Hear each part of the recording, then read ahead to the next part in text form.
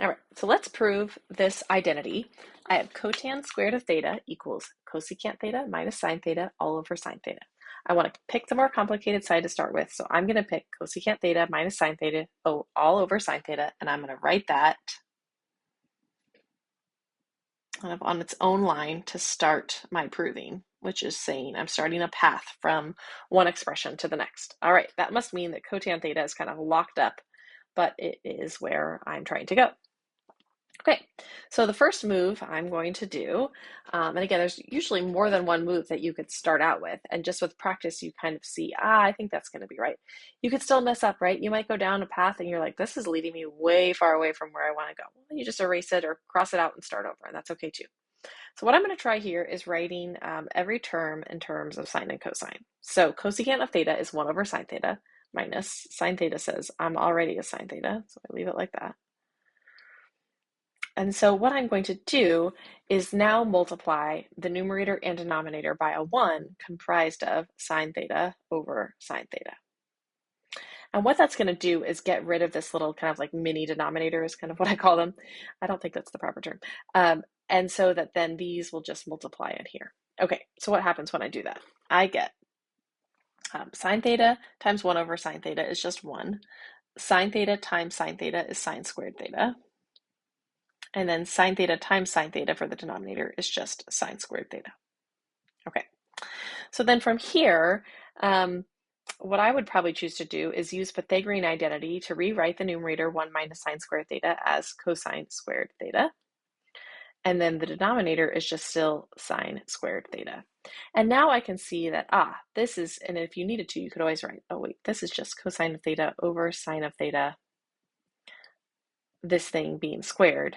And that's the same thing as cotangent squared theta. So I've gotten to the other side. So if we want to kind of look at that one more time, I wrote each of these terms in terms of sine, but sine and sine are already in sine and cosine, right? I didn't need to rewrite that one. So I'm really just rewriting cosecant. Then I picked sine over sine to be the little 1 that I made. And so the numerator gets the sine theta distributed, and then the denominator gets multiplied by the denominator sine theta. When I do that, I get 1 minus sine squared theta in the numerator, and that becomes cosine squared theta by the Pythagorean identity. And then I go, cosine squared theta over sine squared theta. That's just cotan squared theta. You could go directly there, or you could say, that's the same as cosine over sine all being squared, which is the same as cotangent being squared. Okay, last one. 1 minus cosecant of theta times sine cubed theta equals cosine squared theta. All right, so this is kind of a big one, but I think that this left side is kind of the more complicated side, or the side I want to start with. So I'm going to start out by just writing that 1 minus cosecant of theta times sine cubed theta is cosine, oops, I'm getting ahead of myself. I can't write what I'm trying to prove, right? That's what I'm trying to prove. So I need to just start with the left side and go from there. So from here, I'm going to do writing everything in terms of sine and cosine, just as served me well so far. Cosecant theta, 1 over sine theta, sine cubed. Okay, remember what that means. Sine cubed theta means sine theta times sine theta times sine theta. So what this becomes is the first term is just 1 minus, but sine cubed theta over sine theta is just sine squared theta.